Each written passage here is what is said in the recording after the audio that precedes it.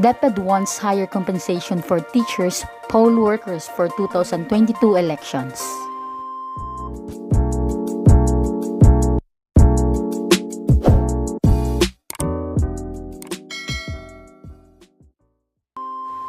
Teachers and other poll workers who would be in the forefront of the 2022 national elections should receive higher compensation and additional benefits, the Department of Education said on Thursday.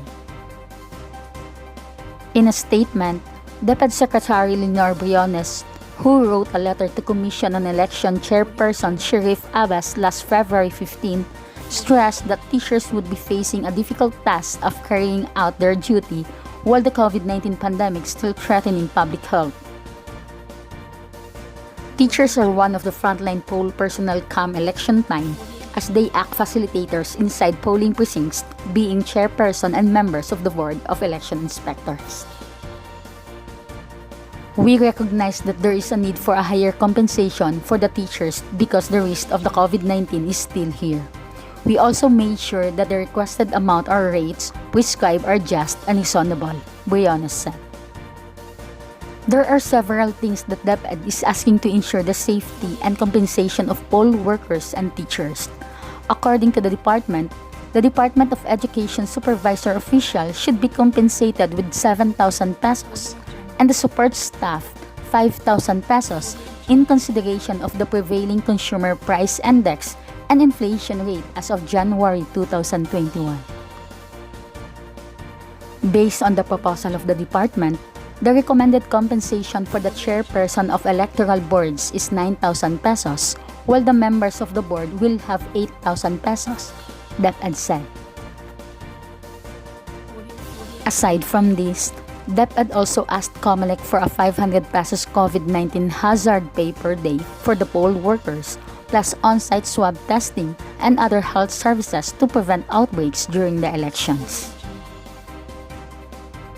Moreover, the department asked for the grant of the honoraria for the selected members of the COMELEC DepEd monitoring and coordination teams from the central and field offices under the 2022 DepEd Election Task Force. These teams will ensure the teachers will be provided with adequate information, technical and legal assistance in performing their respective roles on the election, DepEd said. The department also proposed that teachers should only work for 8 hours at maximum, including the preparation and the post-election activities, while it also requested for provision of funds for the maintenance and repair of schools that will be used as voting centers, it added. For her part, Briones called on DepEd personnel to ensure that they would actively participate in the preparations for and the conduct of the upcoming elections while maintaining neutrality. We call on all our officials and personnel to maintain neutrality, focus on non-partisan public service, and remain a beacon of integrity, Briones said. We, at the Department of Education, thank our teacher volunteers for continuing to be on the front line of the foremost exercise of democracy in the country, she added. While the elections are still over a year away, it remains unclear whether the country would be able to beat the COVID-19 pandemic even before the 2022 elections. As of Thursday, the country now has 183,527 active COVID-19 cases after 11,429 new infections were confirmed by the Department of Health. The death toll, meanwhile, is at 15,594.